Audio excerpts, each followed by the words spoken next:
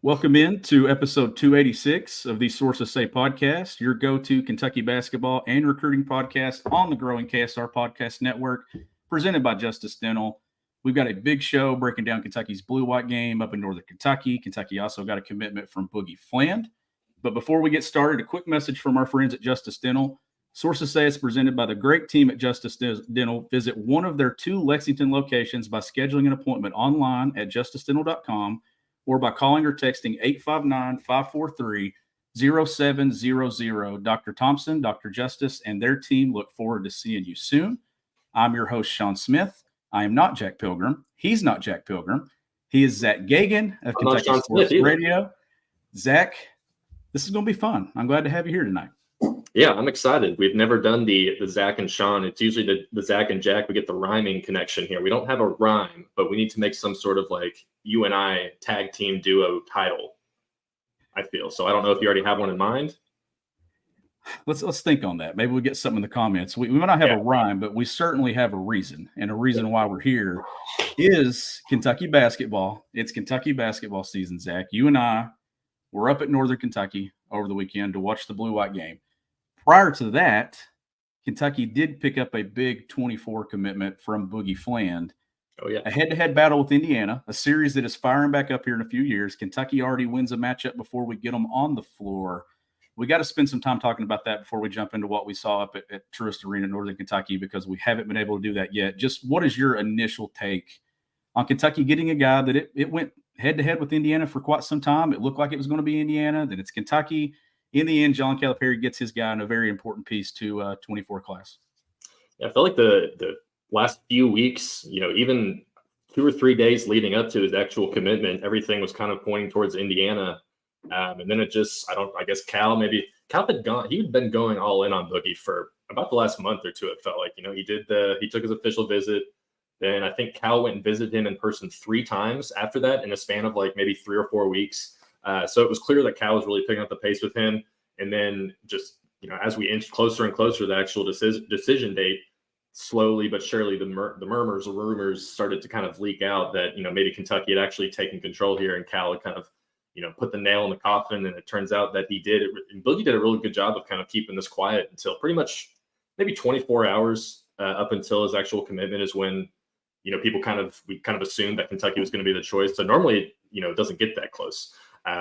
But as for Boogie as a player, I think, it's a great land. He's the best point guard in the class. If you're going by On3's rankings, he's a borderline 5-star. I think actually every website has him as a 5-star except maybe 24/7. So he's a bona fide top end recruit in this class, which, I've listened to sources say all the time. We talk about how the 24 class isn't exactly the most talented, but Boogie is definitely one of the premier guards in this class. He's got some flaws, but he's also got some really good traits to him. New York kid, leader, real big on the court type guy, but he can make shots. He can score from all over the floor. He's got a little bit of Rob Dillingham in him, and just the terms of the ways that he wants to try and score. He can be, not the most efficient guy, but he's a floor general out there. He's going to make plays. He's going to lead your team. He's definitely a guy that he's a Cal type point guard, I think. So I'm very, I'm impressed with how Cal was able to close out on this and add him into the 24 class with Somto.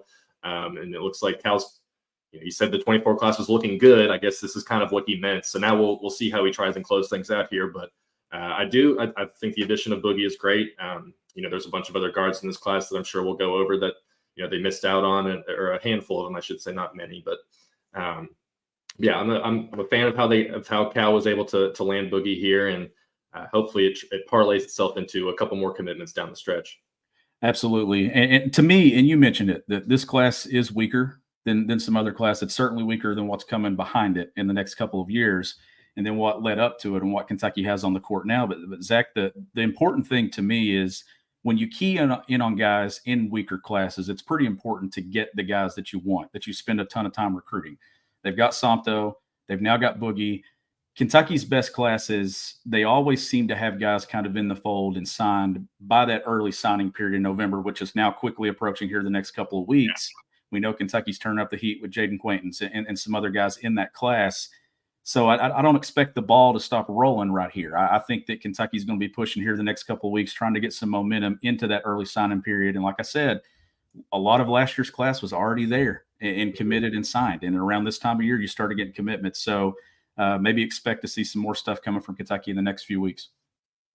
Yeah, and like you said, Quaintance is a guy that I think they're really, really going hard on. He's actually taken his official visit this week. It was supposed to be last weekend, but with the blue-white game, they decided to push it back. Now they're going to, pretty much do the red carpet or blue carpet, however you want to say it, for Quaintance when he gets here. That's why they didn't bring him for Big Blue Madness, was so they could kind of focus on him. He's a guy that they really, really want. This class is just weird, though, because I'm not really sure, how many guys Cal wants from this class. Because, we can beat a dead horse and just talk about how this 24 class isn't that great. And I'm sure Cal knows that. And there's probably guys that, like fringe guys, like maybe someone like Travis Perry that, you don't necessarily have to go all in on and go get, because you can just hit the transfer portal and probably find someone there, or you can maybe bank on someone like Reed Shepard coming back. So, I think there are still a lot of guys in this class that they want to get, like Quaintance, Carter Knox, Billy Richmond, other guys like that. So there are options out there. And I think that they can land, I think they can land all three of those guys. And that puts Calipari at a 5-man class. Is that what he's going to be looking for with the actual talent level of this class? A lot of it just differs now, because he's probably going to be able to bring back a couple of the guys from this class. You got the transfer portal as well. So it'll be interesting to see kind of where Calipari decides to go all in on towards the end of this. Because like you said, we're kind of getting to that point where the commitments kind of need to start coming in. It's not dire or anything like that, I don't think. But, if you can get Quaintance, because I think that's the guy that they really want, then you've got your 3-man class. You got 2 bigs, you got your point guard. Maybe you can round it out with a wing or something like that, and then go portal hunting after, re-recruit guys back, just kind of fill the roster out that way. So I think we'll learn here in the next probably few weeks where exactly Cal wants to kind of push all his chips in. But I definitely think Quaintance is the number one guy, and I think he should be, because that kid is 16 years old and can play college basketball tomorrow, I think. Yeah, and in a couple of years there of college basketball, possibly, and definitely, yes. So that's always good. And you mentioned that the visit being moved because of the blue-white game, obviously last weekend in Northern Kentucky. To me, maybe I'm looking into a little bit too much, but it seems like a good thing that you have the flexibility with a recruit that you can go, let's wait one more week. Yeah. To get you here. That seems to be, to me, a kind of a good sign about where Kentucky's at relationship-wise and that recruitment, that you can have the flexibility to do that. Well, and Cal's done the thing where, he's done in-person visits with him. Quaintance was in Lexington, when was that, a couple months ago now? He was on a visit with one of the other recruits, or maybe it was with Santo or something like that. But yeah, so Cal's definitely going hard after Quaintance there, and the stars are aligning on that one. But it won't be an easy commit for him, because he's got a lot of really good schools after him. But yeah, UK is really going hard on him, and moving that official visit, I think, was definitely notable. Yeah, absolutely. And enough talk about 24 and what's going on. We've got enough excitement around this fan base right now, Zach, of what is going on the court with this current Kentucky basketball team from Toronto. You get to see them in action again this past weekend at the blue-white game. A lot of positive takeaways, and it's also one of those things where John Calipari spoke after the blue-white game. He doesn't always do that, which tells me he likes to talk about his team, which tells me that he's very confident in what they're doing and where they stand. So what were some of your just quick initial takeaways before we kind of dive into the weeds on some things we saw? Well, I think you have to talk about Rob first and just his 40-point game. He was really efficient with how he was getting his points. He was getting them all over the place, threes, getting to the free throw line, making shots in close. He was, doing a little bit of playmaking at the fancy between the back of his legs to, I think it was Justin who passed it to Adu, or maybe backwards, and then they had that nice little 3-on-1 fast break. But I just loved everything I saw from Rob. For the most part, I think I did my rewatch of that game this morning because I wanted to be as fresh as I could on it. And the last 15 minutes of that game, I don't know if you've done the rewatch, but the last 15 minutes of that game are kind of bad. It's just like those guys, their legs are out of it. They're just done with it. So that was something I started to notice at the end. But those first 20, 25 minutes of that game, I do think that there was stuff that we could learn. The Reeves game was another thing that I think people will talk about, but I'm not really too concerned about his, 5 for 16 or whatever it was. I'm not too concerned with that percentage at all. We saw what he did in Canada and even at the 3-point contest last week at the Big Blue Madness. So I'm not really concerned with that at all. I just like the fact that he kept shooting. So that was another thing that that I took away from that was that even though his shot wasn't on, Reeves kept shooting the ball. Adu Thiero literally looks like a middle linebacker. That guy his muscles are the size of his forehead at this point. And when I was doing my rewatch, I noticed that he's not just using his size to barrel through people. He's using a lot of fakes. He was using a lot of up fakes and like using the threat of his size to kind of trick the defenders into thinking that he's just going to overpower people. Where there was two different instances in the blue-white game where, sorry, I just saw a message there from Daniel, where he had the ball and did a couple of up fakes, was really patient with just how he was going to get his shot. He had another one where he stepped in for a mid-range jumper for about 18 feet when he could have had a three. Those are, I think, just really, really important aspects of his game that he really didn't show that much in Canada. And even, in these last couple scrimmages or whatever, well, I guess he got hurt, so we didn't see him in those. But the patience that he has, because I think, his offense is going to be a massive, massive factor for how much he actually plays or not, because I think we know that he's, got the tools and the athleticism and the defense enough to be on the floor. But what I saw from him on offense in the blue-white game was something that really impressed me, because I think that he has to be able to, just hit those open shots and at least be a threat to stay on the floor. And I think that can really, really change things for how Kentucky can play their offense. And well, a few of my points I just rattled off for like 5 minutes. Oh no, that's fine, because I'm going to end up doing the same thing, and then I'm sure we'll pull it all apart. But you mentioned the Adu Thiero there and getting in the paint and the size, the shoulders. I was sitting courtside there with somebody, and I think I may have mentioned it to you and maybe Jacob Polachek and some others, that he just looks completely different. And it showed up in my memories in my photos from a year ago on the exact date, like the blue-white game. It was the same weekend. And he was one of the guys we got to interview. He doesn't even look like the same kid, just from a body standpoint. But I was impressed with his footwork, especially when he got inside the paint. You mentioned some of those moves he was making. He's going to have to chip in some other areas, especially with the front court being out. Rebounding, some size, some defensive things. I think he had 9 rebounds in that game. His role early, Zach, it's one of those things that you could see some roles change for guys when they get healthy on the interior, but they're going to need him to play some big minutes here early, especially coming up this week, into the next week, and possibly into that week of Kansas and on and beyond. This is an opportunity for him to maybe establish himself within this rotation before the 7-footers get back. Yeah, that's a good point. Because he's going to have all the opportunity in the world. And you can kind of even say the same for someone like Jordan Burks, who showed a little bit of some flashes as well during the blue-white game. I'm still not entirely sure how his role will actually translate. I'm more confident in Adu being able to go out there and really provide. But I do like how, not having those 7-footers makes Kentucky play fast. I think this team is going to be able to score when, until the 7-footers get back. They're going to be able to push the pace and score points in bunches, shoot a lot of threes, go as fast as they want. I'm worried about the defense a little bit. I'm not going to lie to you. I think without any of those 7-footers, things are going to be a bit difficult. Trey, I think there's a lot of very good team defenders on the team, like Trey Mitchell, Reed Shepard. I think those guys are really good team defenders. But when it comes to, actually being able to stop a team for a full 40 minutes, that could be an issue. That's when you need a guy like Aaron Bradshaw back there to really kind of juice up the rim protection a bit. So I think that could be an issue early on.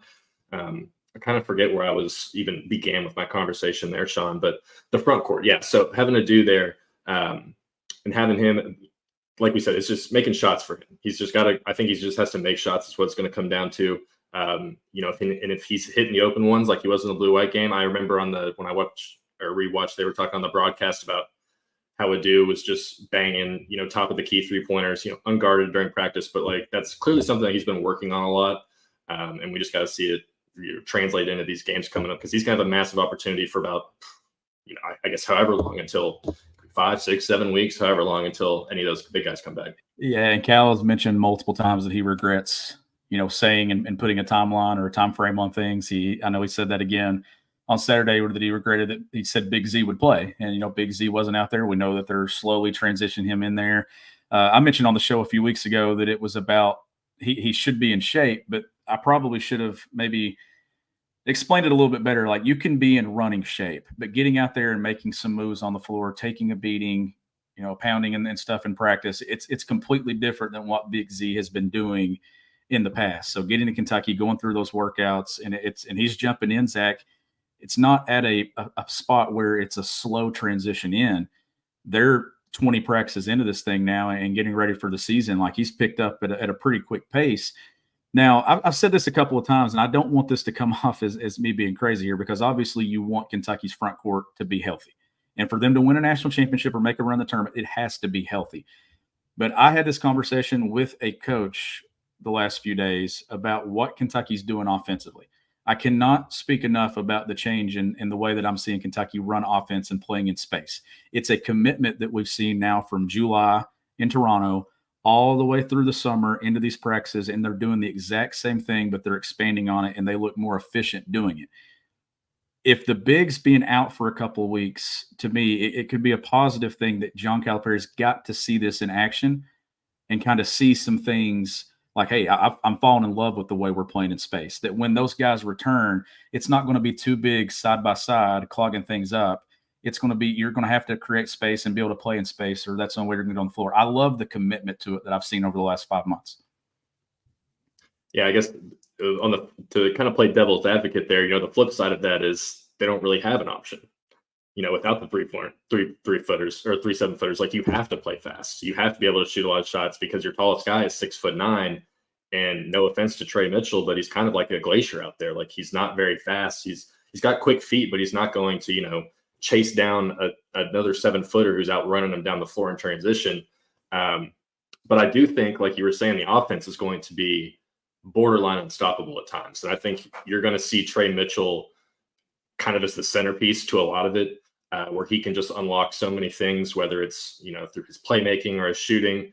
I don't think Trey Mitchell's going to be a guy that is, top 3 on the team in like points or even rebounds or anything like that. But I bet you he's top 3 in assists. I bet you he's top 3 in 3-point percentage.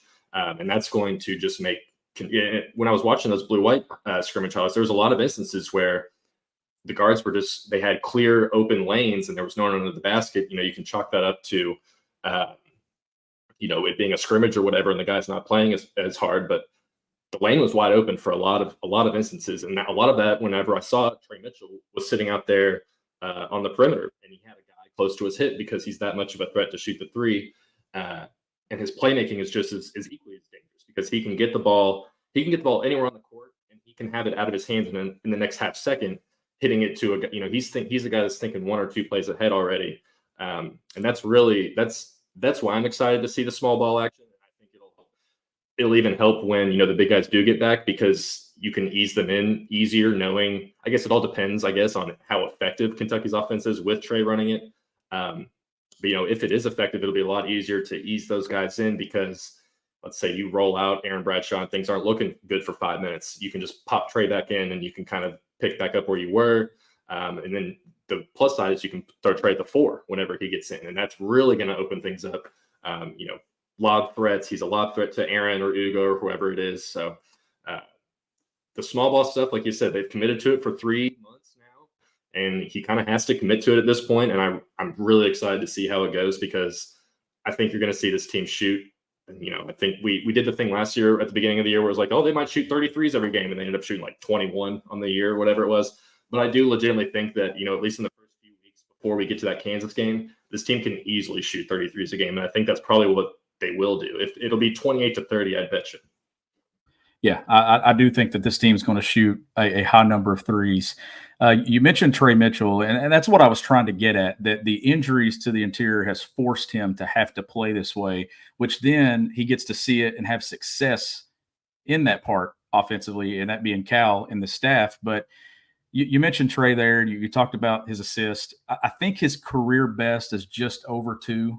I think it may have been in his second season there at UMass, maybe 2.1, 2.2 a game, or somewhere through there. Zach, if they're going to play him in that spot in the middle third of the floor, running some throw and go and some get action with him and putting him in the middle third of the basketball court, I think those assist numbers are definitely going to be a career high this season, especially if he plays enough minutes, because of the way Kentucky's guards are at getting downhill, knocking down shots. He has the ability to stretch the floor. But you also saw Jordan Burks in a couple of moments there in some of that same action, keep it and get downhill himself. And I think Trey can do the same thing and kind of play some bully ball once you get inside the paint. So I loved what they were doing offensively. Rob Dillingham, to me, 40-point game.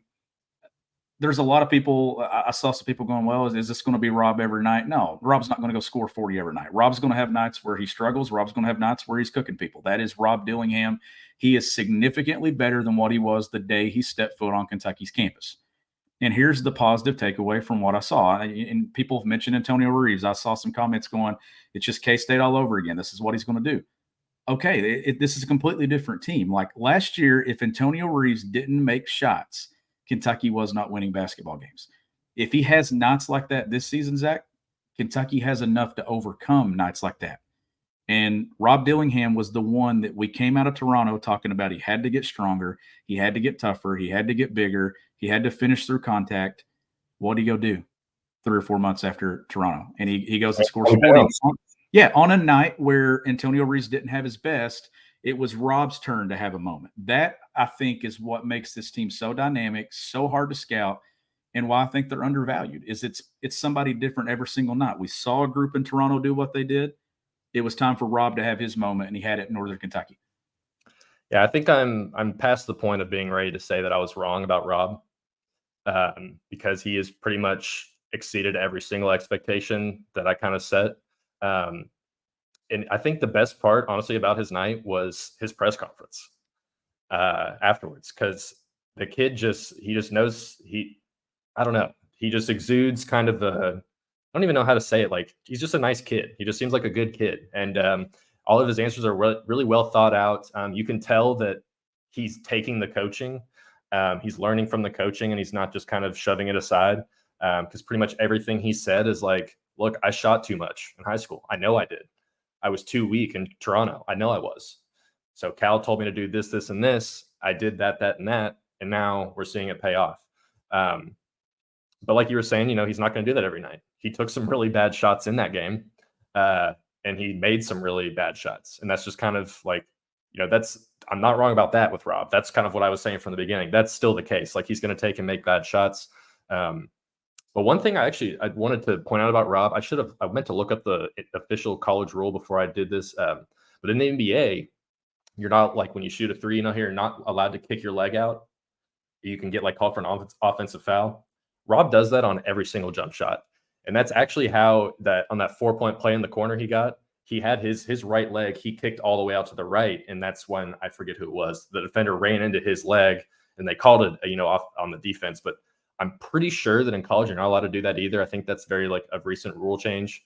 So I'm interested to see, because the refs will pick up on that. And there will be a point where Rob takes a three, makes a three, and Rep Arena, the place goes crazy, and they call it off because he's kicking his leg all the way out to the side. So that was something I just noticed, and I want to, because I think it will be something that gets talked about soon enough, because he's going to take a lot of those weird jumpers. And I think he does that on purpose, the leg kick, to try and draw contact. Tyler Hero was a guy that did that a lot and still kind of does in Miami, even though you're not allowed to do it. But overall, I love what we've seen from Rob. I think the coachability of him has really been the biggest sticking point for me so far. He could have had 20 points last night, and I still would have been impressed if he had on the same volume of shooting and whatnot, the same efficiency. So I was very pleased with what we've seen from Rob so far. And like you were saying, he doesn't if Antonio has a bad night, or Rob has a bad night, or even DJ has I think Reed Shepherd can run point guard for this team at this point. I legitimately think that he can be a point guard, and I think he's probably going to split point guard duties. I think DJ is still going to be 70-80% of the time the point guard, but the next point guard in line is not going to be Rob. It's going to be Reed Shepherd. So I think Kentucky has guards that can go and run this offense, and you don't have to have a me attitude. You can really share the ball, and when you have a guy like Trey Mitchell out there too, that's really just going to make things a lot easier. Yeah, and you're right about Rob. That interview up there the other night, you can just tell he's a well-spoken kid. I said it to you up there. I said, I just love that guy. I love hearing him talk. I love seeing the smile on his face and how much fun he was having and things. But the backcourt overall at that point guard spot, you mentioned Reed, you mentioned DJ, the things that they're doing, and Rob is just so quick and shifty. I think that they're all different, that it's going to make scouting this team hard. And I've seen some people talk about, well, Cal's teams are never really been hard to scout. Well, this one is really hard to scout, because especially early in the season, if you're Bill Self and you're Kansas and you're trying to kind of pinpoint a couple of things that you want to take away from Kentucky, I don't really know if they're going to have a clear-cut game plan on what they want to do in that matchup, which probably favors Kentucky. But Dillingham and some of that throw and go stuff, Zach, that when he feeds the ball to Trey and cuts over it, it's so quick that he's instantly putting pressure on defenses to get a ball by a hip. DJ, strong, tough, 2 feet in the paint. Reed Shepherd, you saw it the other night. You go under, he's putting a 3 in your face. Yeah. Like, there's just a different approach that these guys have that, to me, combined, make this backcourt what it is. And then you put Antonio Reeves there as an experienced senior and a guy that's been around college basketball for a long time. This backcourt can beat you in a lot of ways. And we've not even talked about Justin Edwards yet and what he does. Not to mention that. So, I mean, he had a big night too. And he's going to have to show up on the glass, especially with the interior out. Him and Adu are going to have to show up on the glass. That is where I think they need him the most in these first few weeks, is on the glass and defensively. He actually caught a ball in the corner the other night that it was a flare screen, and he should have taken a 3. Instead, he takes 2 bounces baseline. He ended up finishing it, but that's got to be a shot that he takes from the corner and knocks down consistently. He's got to have the confidence to take it. Yeah, absolutely. And if we're talking about Justin's game on from the blue-white game, he started out really slow and then kind of found his rhythm as things went along. He shoots a lot of shots flat, like they're kind of short. I don't know, what that is, or if that's something that'll get corrected, but I've noticed that a lot of his balls just end up, maybe 5 inches short. But for him, it's building confidence with him. It's just, I think we're going to see a lot of like good half, bad half stuff from Justin, kind of like what we did in the blue-white game. But to your point, he has to rebound. If he doesn't rebound, Kentucky's not going to win as many games as they want, especially in the first 5 weeks. They're going to have 0 chance against Kansas if Justin Edwards and Adu Thiero don't at least get, 8 rebounds each if they play enough minutes to, get to that point. Because they're going to have a tough time guarding Hunter. And that's still kind of what it boils down to. Like, the offense can be as good as we are hyping it up to be, but it's going to be really tough to slow down a guy like Hunter Dickinson or whoever, big guy that is dominating college basketball. But the backcourt, when you throw Edwards in there, do you think that we'll see Edwards run the show a little bit at all? Because I think that's kind of how they're going to project him in the NBA. It's not necessarily as like a lead guard, but definitely someone who shares point guard responsibilities. Do you think that he should be doing something like that, or does he even have the chops for that right now? Because I kind of think he probably needs a little bit to get there. But then at the same time, sorry, I know I'm about to just cut you off there, but I think that he kind of has to have the ball in his hands to be as, at his most effective. So it's kind of a give and take there. Like, do you want to give him the ball that often if it's going to result in, loose dribbles and bad turnovers, or do you kind of want to empower him as much as you can? Like it's kind of a whatever, double-edged sword or whatever you think. So what's your thoughts on that? Yeah, I'm interested to see how they use him, because to me, this is the guy that Cal hasn't really had a lot recently, especially at that position. Like, that's the position in recent years that they've not put. It's been guards, it's been bigs, but Justin, to me, if he consistently knocks down the outside shot, he becomes much harder to guard. He likes to get to that left hand. You saw him making violent cuts to the basket and getting some putbacks the other night and getting on the glass. Zach, to me, he's a guy that he grabs a rebound, he can instantly be a transition starter. I think that's where the ball in his hands the most. But I want to see if there's any post-up looks for him. And I know we're talking about playing in space, but if you get a guy that he's stronger than, bigger than, and can finish over top of, does Kentucky maybe try to post him, just maybe a quick duck in or something like that out of some action, or if you get a switch that you like? I want to see how they try to use him, because I know what they've got at the 1, and I think I know what they got at the 2, and then we really haven't seen the 5. But when you look across this roster, if you need a bucket early in the season, I think the question is going to be, where do you go? Do you go to Antonio Reeves, or do you try to get a guy like Justin Edwards going, who I think by season's end, you will need him to be one of those guys that you play through, especially when you need a basket. I love the left hand. I love some pin down action, getting him curling off of it, getting 2 feet in the paint, and maybe adding a floater to his game inside 7-8 feet. But I'm interested to see how they use him, especially here coming up Friday night, but into the weeks, because we know they're going to be shorthanded when they take the floor against a big game against Kansas here in a couple of weeks. There's no way those bigs are going to be ready for that. Yeah, Justin's actually one of the few guys that I would kind of like to see maybe shoot more mid-range jumpers, because I think his release point is just so high, and he's 6'7", and he's probably got a 7-foot wingspan that it's going to be impossible to guard that shot. And I think if he gets to 15, 16, 17 feet, he's not going to miss many of those. And defending too. I think that there's an area here. Like, I know he had a reputation in high school of getting in passing lanes and getting out in transition that way. His frame, I mean, we're talking what, 6'7", maybe even stretching a little bit bigger than that, just his length. The things that he can do offensively, I think he can affect the game defensively if he commits that into the floor, which then can create some opportunities for some easy scoring baskets. But hitting the offensive glass, much like a Thiero, Zach, I think is where he can impact the game and get a couple of garbage baskets that maybe some of these other guys in the backcourt cannot, just because he has the frame to finish when he gets in there. So that's the thing, right? Like, Kentucky has so many pieces that we've talked about it as possibilities of what they can do. And I think that's the reason they're undervalued the most. Like, I don't understand. Like, I've seen some outlets talk about that they're not a top 20 backcourt, but then they come out and put them at 15th or 16th in polls when they have no front court right now. If they have no front court and you still put them in the top 15, then their backcourt must be pretty dang good, right? Mm-hmm. So, like, you're kind of countering yourself of where you view this team. So I think for what they're missing, I think they're accurately placed. Yeah. But I think the expectations of what they possibly can be are so off, because I think people are kind of just throwing Kentucky to the side and just thinking that it's going to be kind of the last 2 or 3 years. And the last 2 or 3 years are playing into how people view this team. And I don't think that that's fair to what we're seeing, because we have seen a change of approach from John Calipari offensively the last couple of months. That's been my biggest critique of him since 2020, is you got to change what you're doing offensively. He's done it. He's got talented pieces, and I think that this team's going to be right there in the conversation as one of the better teams in the league, and somewhere hovering around a top 10 team in the country when it comes down to it. I don't know if this team will drop out. Maybe the first 2 weeks it's hard because there's not enough gameplay.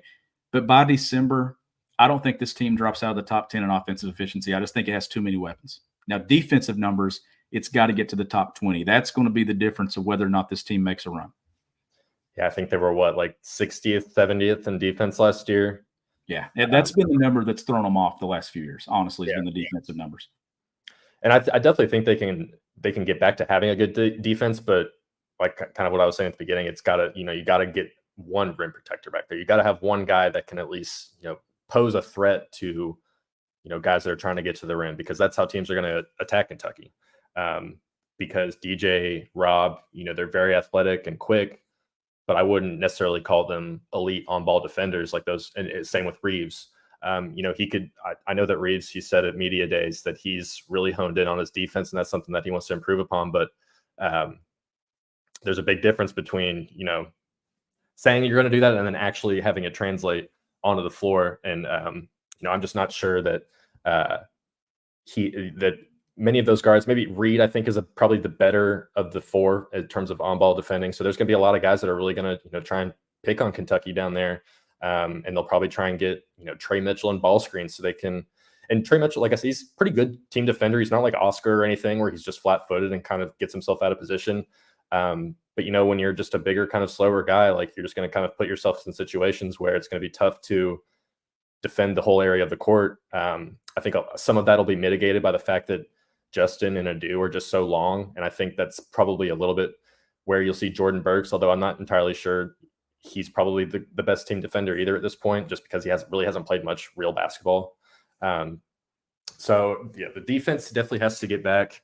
And it's just a matter, will Cal on offense, will he commit to this? Because like we were saying, like, he kind of has to play small ball. He has to push the pace because there's really not much else he can do with this team. Not in a bad way. Like, they have, because when they're going to do what they're going to do, it's going to be really, really fun to watch. But when he starts getting a guy like Aaron back, I never, ever at any point this season do I want to see Aaron and Ugo on the floor at the same time. Not for a single second. And it better not. There's, swear to God, if there's 3 centers out or 3 7-footers out there, we should all hold a riot in the middle of the floor, tear up those little Kroger signs that are on the hardwood and start rioting, because that would be ridiculous. I don't think that'll be the case. And I really don't think he's going to play the 2 7-footers. But if he does, that's how we'll know that, he just kind of felt like his hand was forced and he had to kind of go small. But I do think that he's probably seen enough that he knows, like, okay, like, even when we get Aaron back, when you get Aaron back, you just have that kid run up and down the floor. I know he's got a surgically repaired foot, but when that thing is good to go, you have him just run up and down the floor, and Kentucky will be able to pace teams to death. Because DJ and Rob and Reed are not going to get tired, it's probably a do either. I doubt that kid ever gets tired at this point either. So good. It's good early returns, but it's just a matter of, I want to see the actual consistency. I want to see how things look in these exhibition games. I think the exhibition games, which we'll talk about a little bit more, that's when we'll really be able to tell what Cal wants to do for these first few weeks. Because I think, Toronto and stuff was just like a test, seeing, is this stuff working? Can we actually be effective with this? And if it succeeds in these exhibition games, then I think we'll really see him embrace it and just try and run these teams. Let's see run 12-second possessions like on average or something for a game against these exhibition teams. Let's really push up the pace here and just see how fast they can go and how many points they can put up and see what they've got here going into the first few weeks, because time's kind of not really on their side right now. And we haven't started the season. So I guess that kind of sounds crazy to say, but yeah, it's and Cal's a guy that he talks about players reverting, right? Like every year, it's like, oh, we reverted, or so and so reverted. He never really mentions them by name, but as a team. So maybe it's a little bit here where he doesn't revert, right? If Kentucky loses a game to Kansas or something early, and you get the bigs back, you don't go back to doing what you're comfortable doing and playing the 4 and 5, together there, the two bigs. Like, keep the spacing. Let's see this thing play out. Let's see if this team consistently makes shots. I think they will. And I know a Thier's question there popped up. Thanks, Daniel, for putting that one up there. But talking about which games and the importance of non-conference games. With Kansas, you've also got Miami. They're in the non-conference at Rupp Arena. You got North Carolina in December and Gonzaga. To me, those are perfectly Louisville. Yeah, we'll see. You got to win that one. You definitely got to win that one. But to me, those 4 games are perfectly placed throughout the season. Because you get Kansas early, which I do of the grouping and where the fan base is and the excitement. I'm going to say it's the most important because you just cannot get ran off the floor. Yeah. You've got to go up there and compete. And if they win, everybody's feeling great because you have no interior presence right now outside of Trey Mitchell. And we got to wait and see on Big Z. And then when does Bradshaw get back? We know Ugo is behind where Aaron's progression's at, given the time of the injury. I'm going to say that one's the most important, just given where it's at, and it's early in the season, and you've got enough feel good going around the program right now that you want to keep that flowing. If Kentucky's competitive and loses a close one, I think everybody's bought in. Yeah, 100%. But you get another checkpoint in 2 weeks later, Zach, at home at Rupp, and then you go another couple of weeks and you get another one against North Carolina. Well, then you start conference play, and right smack dab in the middle of it, you get a home date with Gonzaga. You couldn't place those 4 non-conference dates to me any better to kind of checkpoints to where you want to be at each place in the season, and then where you are going into conference tournament and in the NCAA tournament there in March. Yeah, and I believe 2 of those are at Rupp as well, right? They are, yeah, Gonzaga and Miami. Miami and Gonzaga. So I think having those 2. Atlanta, we know that turns into Rupp. That'll be mostly Kentucky as well, and even the Champions Classic game will be, mostly pro Kentucky, but I think having 2 at Rupp will be that'll be massive for that. Like you were saying though, if Kentucky loses by 7 to Kansas and is competitive throughout the whole game, let's say Kansas just throw it to Hunter Dickinson for the last 2 minutes and he just kind of eats them up. Like, I don't think anyone's going to be upset about how that plays out. I guess it kind of depends on how all those games before go, but I completely agree with you. I think those games are placed perfectly. You don't have any, back-to-back type things where you've got to, play the number 1 team in the country. Then 5 days later, you're playing Miami or whatever. You get a little bit more time. And I think there are games in between all of those against, some of those non-conference opponents that'll allow Cal to kind of tweak things and mess with things a little bit. And ideally, somewhere probably after that Miami game, I guess, that's probably where I'd expect we start getting some of these bigs back. That's still not ideal. But I think if you can get those guys to play a couple of those big games, like maybe the North Carolina, my schedule's all messed up in my head, but, and even Louisville get those guys back in time, maybe a couple of weeks before the SEC play, that'll help tremendously, because you want those guys to play a couple of bad teams. I think before, you don't want to just throw them in the fire against a Miami or North Carolina, especially against a guy like Baycott at North Carolina. Like, you don't really want to throw a 7-footer who's fresh off of foot surgery in his first game back against a guy who's an All-American. So, like I said, the timing, it'll work out. I guess it'll just depend on when they actually do come back. I thought it was interesting at the end of the Blue-White press conference, Rob, I don't know if it was just like a slip of the tongue or whatnot, but literally his last sentence before he ended was talking about the bigs. He said they'll be back soon. He said they'll be back real soon. Honestly, I don't know if that was just a slip of the tongue type thing, and immediately after that, UK was like, all right, questions are done. So I don't know if that was all a big coincidence or whatever, but I did notice that. So, I don't think anyone has any idea at all when any of these kids are going to come back. Back to Big Z real quick, though. I know we've got to do like some ads and stuff, but do you genuinely think that, a few days of UK practice is enough to make a guy like him, so I know we're kind of playing doctor here and stuff, but is that a legitimate thing, or is that something that fans should be worried about, that he can't really go 3 days, or is it really just that tough of a transition, or is it just the fact that this kid's only been in America for a week? Let's just cut him a break for a second. So I'm going to go with at the point where he entered and not having the summer. We also know that he's not been in the strength and conditioning program either, that these guys have been going through since June. He is he's a string bean too. Well, and around the clock care and stuff for your bodies and the meals and everything that these guys have since they've been here in June, it's just different. And after workouts, the treatment, whatever it is, if it's massages, if it's ice, if it's hot tubs, if it's cold tubs, whatever it is, like those guys have been doing this routine for months now. So I'm going to give Big Z a little bit of, I'm going to cut him some slack here and just, I agree. And just because I know he's picked this thing up. You watched that video the other day, he was all over the place.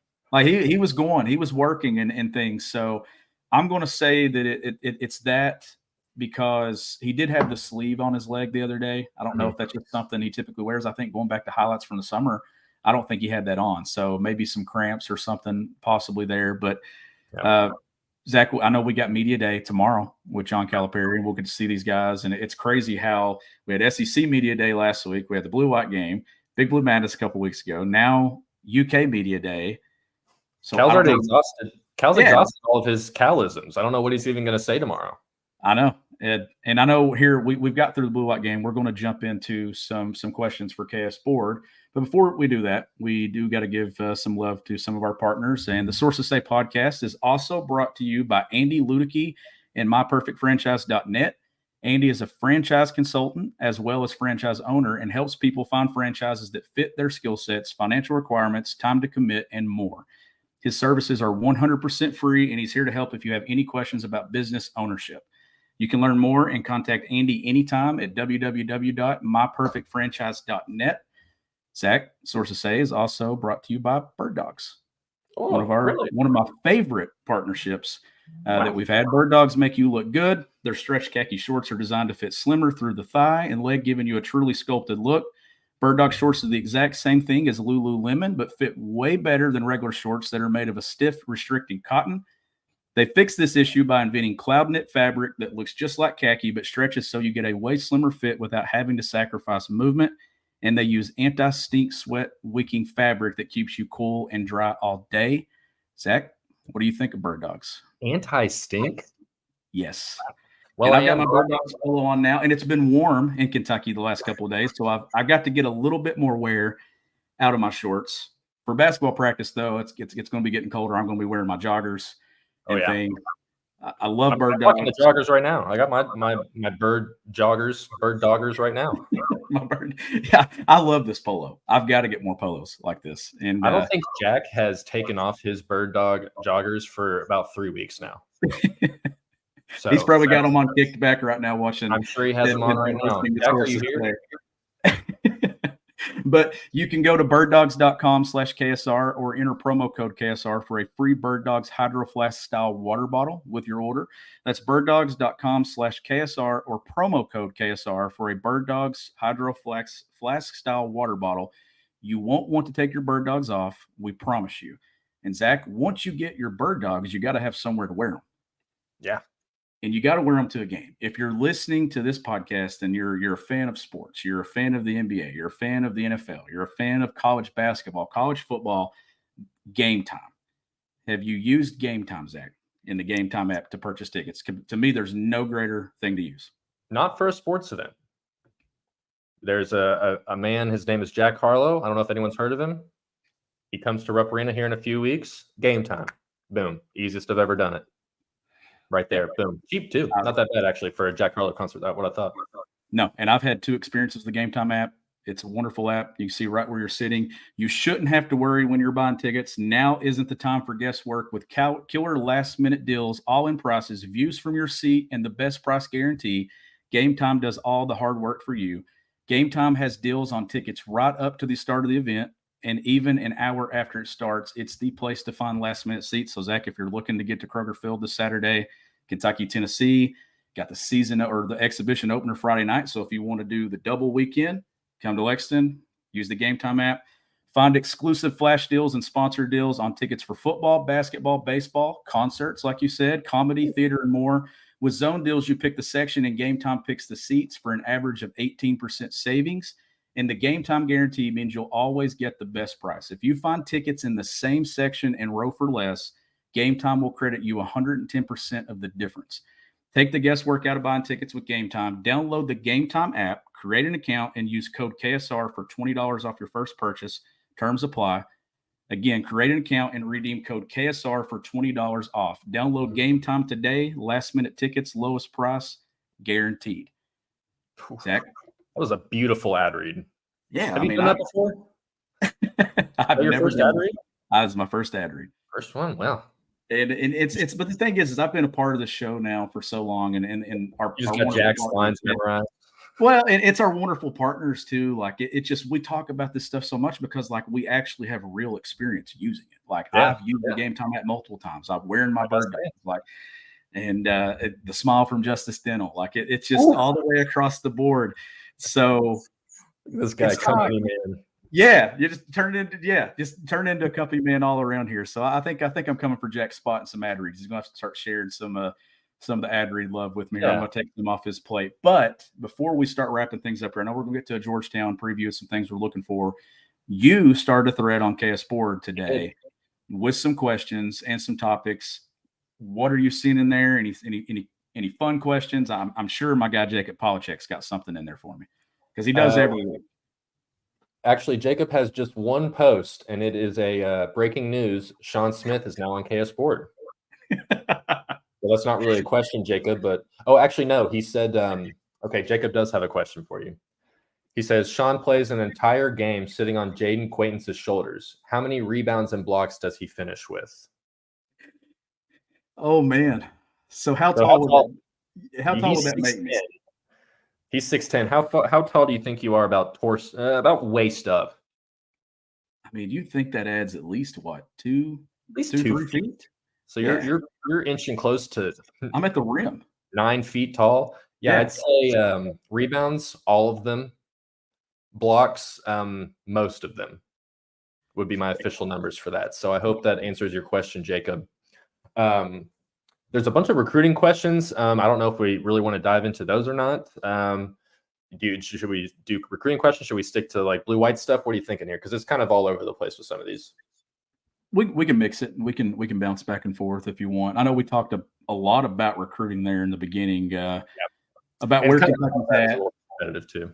Yeah, about where Kentucky's at and things like I said earlier, like key in on that November signing date. When is that date? It's always right the week of champions. I don't know I think it's the exact date. First or second weekend, something like that. Yeah, I think it's November 8th. It's always that week of the Champions Classic. So November 14th, somewhere around that window. Like they've got 2 guys here. By the way, we didn't even talk about Santo, and we got to see him in action. Yeah. Not just literally just dunking everything. I can't believe we didn't really go in on all that. So I would expect this class.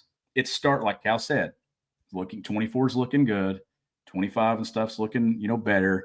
But the fact that it's looking good means you got 2 guys in here that's going to sign here pretty soon. If they can push and get a third in a Jaden Quainton's or someone coming up. Zach, I just think another name I didn't mention was Darren Peterson. 2024 reclass candidate, and I think that's probably ultimately what he ends up. If Kentucky's his choice, I think ultimately he does go to the 24 class, and that kind of just changes the entire perspective around that class too. So I do think that is a really good possibility. Some of these are asking here. They asked about decision timelines for Quainton's, Richmond, Knox. I don't think we really have timeline decisions for any of them. I think Knox is kind of biding his time at this point. He just released his top 4. Richmond also just had his top 4, although Billy Richmond's dad just came out the other day and basically said that Memphis is broke boys and they're not getting his kids. So I'd say that bodes well for Kentucky in the long run with him. Here's a good one here. Zedonk, I think that's how I say his name, is Zedonk. He likes every post of mine at every KS. He's one of the most loyal KS boarders. He asked, what do you expect the opening night lineup to look like? I think that's a good question.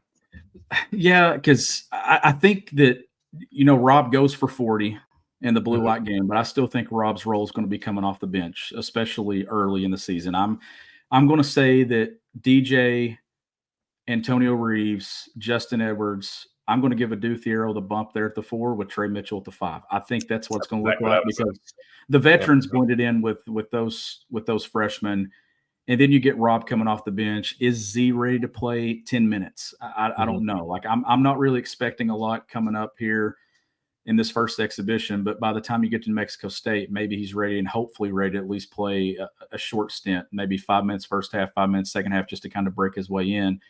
But Zach, like that Kansas game feels like the first game where if there's any kind of shakeup at all, it's going to be through those first couple of games into Kansas, and then who's playing well after that 2 or 3 game sample there. That's when you may start shuffling some things. But I think that those 5 are pretty safe. Like if I were setting odds and stuff, that would probably be the way I would go.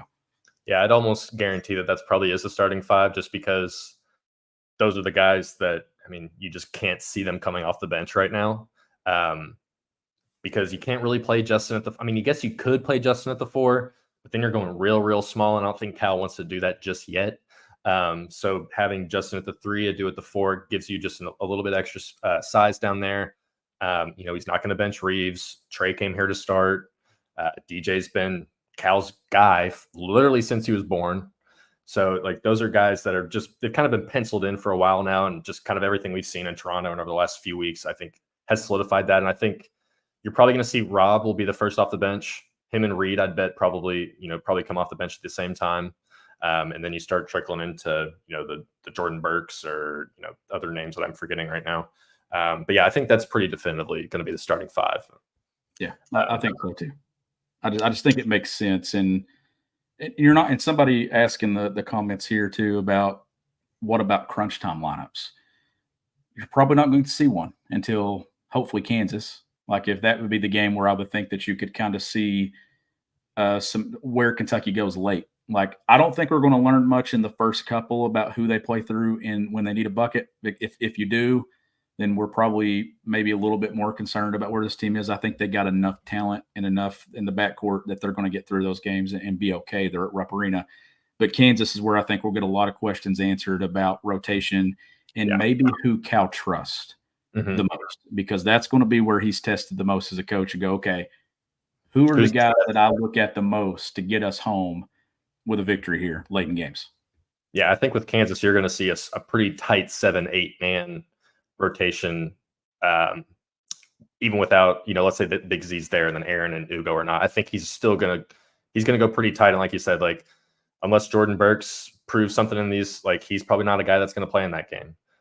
Same with like Joey Hart and all of them. I don't know how much we're really expecting to see Joey Hart at all, but I think he's gonna have a very strict 7 or 8 guys that he wants to fit for that game, and he's gonna live and die by them. So we'll do another question here. This comes from Connor Rigg, another very big KS boarder. I think he probably hangs out in these comments a lot now that I think about it. I'm pretty sure I've seen his name before. Oh yeah. He said, aside from Rob, who were you all most impressed with at the blue-white game? I think Adu for sure, just because we got to see him knock down shots.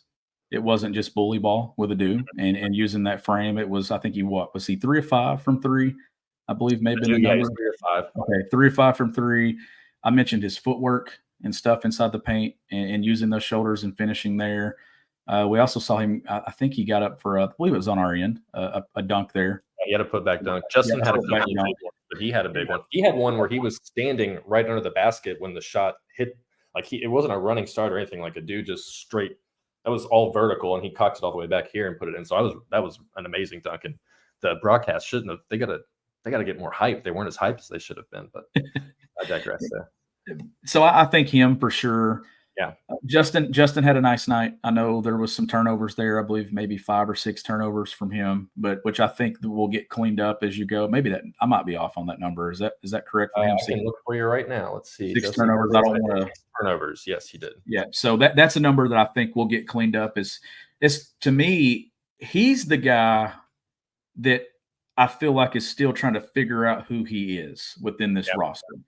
And you mentioned earlier, is it more of a ball handling role? Is it more of a shooting role? Is it more of a slashing role? Like, I think it's going to be a combination of some things with him that it may take him a little bit longer to kind of key in and look like a finished product and a polished piece, but he can affect the game in so many different ways. So I would put Justin in there.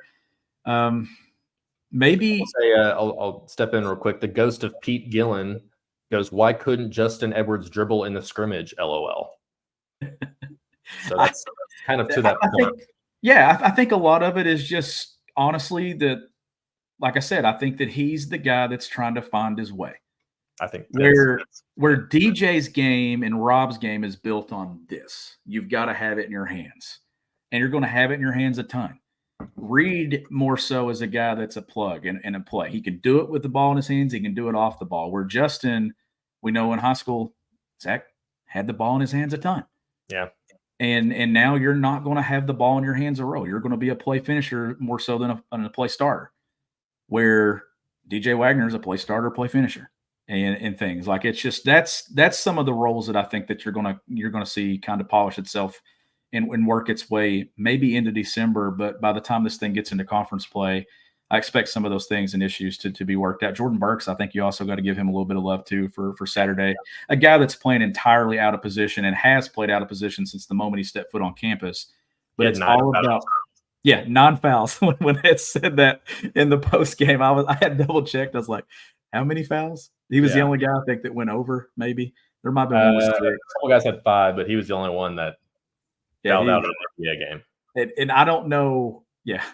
Almost twice, but you're getting to a thing there with him where he's played so out of position and out of role, but it doesn't really matter, right? Like just whatever it takes to get on the floor and help here early in the season. If he plays 5 minutes a game, just make an impact, make an energy plays, rebound the basketball. That is priority number 1 for how guys can help to make an impact on this team right now is defend and rebound. Yeah, because that's the 2 things that I think that are going to be missing the most, especially on the back end. Yeah, and Jordan Burks is a really good cleanup guy. He just always kind of seems to know where he's supposed to be around the basket. Even if he's not really in the play, he just kind of ends up being in the right spot. And I think that'll benefit him. And it's like you said, playing hard. He tries hard whenever he wants to. It feels like he can really put his head down and go. And he can get up. I think he even had one where he drove into the lane and kind of had like a really far reach dunk where he just let his length, I guess, kind of finish the play for him. So that he's just a guy that's a pure athlete in that sense too. Like, he's 6'9" with a 7-foot wingspan. He has to defend. He's got to get rebounds. He's got to, make the cleanup plays. And if he can do that for 5-10 minutes at a game at a time, he's going to have a role, especially in those first 5-6 weeks. So he definitely impressed me. I think another guy that in that blue-white game was Trey Mitchell. Really impressed me. He's never going to be a guy I think that we are talking about the next night. Like, man, Trey Mitchell was the best player out there. But I think he'll be a guy that every time we're like, man, we wouldn't have won that game without Trey Mitchell out there type thing. So, he had, I think, 14 points, 14 rebounds, hit 2 threes. He had 3 assists. He stuffs a stat sheet. He's just a very smart, very, very smart, high basketball IQ guy. So I was really impressed with what I saw from him. Like I said, the defense is going to be an issue with guys like with him and even Burks, I think, unless he really, really locks in. It's just going to be kind of an issue early on, and there's really not much UK can do about it. And that kind of parlays into this next question here that I've got. Do we have how many more questions you want to run with? We're good. We can take that one. We got this one from For the Love of the Game. Can this team be elite defensively, assuming the big guys play and are semi-functional? Yes. And here's why I say it. They're going to have to become very, very good on-ball defenders right now. Because you don't have the rim protection on the back end to lean on. You mentioned that you've got good team defenders that are good help defenders, and you've got some guys that I think have good IQ and good defensive instincts. Reed Shepard's a guy that I think is going to get in pass lanes. We saw him block some shots in Toronto. Justin Edwards with his length, I think can make up for some areas on the defensive end. DJ Wagner's a dog. Yeah. If you challenge him, he's a player that's going to respond more often than not. So I think they've got really worried about DJ in almost any facet, to be honest with you, because he's just going to outwork everyone. Right here. It's all a mindset thing. And I just think that this team overall has the pieces that when they do get the bigs back, when you add the rim protection in with it, and here's the thing about rim protection, it's a transition starter. Yeah. When you block shots and you get out and run, you can put pressure instantly on teams from the defensive end to the offensive end. So I don't think this team's going to be like a top 5 defensive team. Maybe at full strength, if Big Z is able to play a ton of minutes, we know his area of the game is blocking shots and instincts. If Ugo develops, but even Bradshaw with his length on the interior, just having size on the back end will give these guards confidence to pressure the ball. So I want to see what they do defensively. Right now, we're seeing them have a hard time guarding themselves, but I also think that other teams are going to have a hard time guarding Kentucky. So I don't really know if that's because Kentucky's just so dynamic with the ball in its hands or if it's something to be concerned about.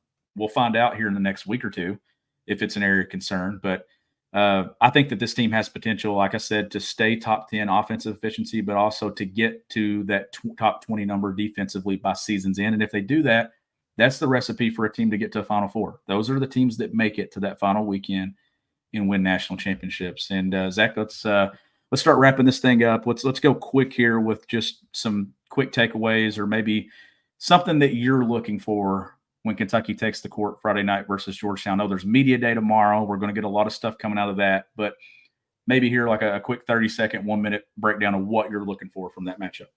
Well, we did a very quick roster lookup before to kind of see if we knew any of the names. Unfortunately, we didn't really. A lot of Kentucky guys, Louisville, Bowling Greens, even Southern Kentucky guys. Not really any names I recognized or anything like that. I expect Kentucky to win this game by 50, and that would be being kind, I think, down the stretch. I think the biggest thing I'm looking for though is the pace that kind of we've talked about. Like I want to see Kentucky in the first 10 minutes make Georgetown have their hands on their knees, like gasping for air by that point. I want to see Kentucky shoot at least 10 threes in the first 10 minutes.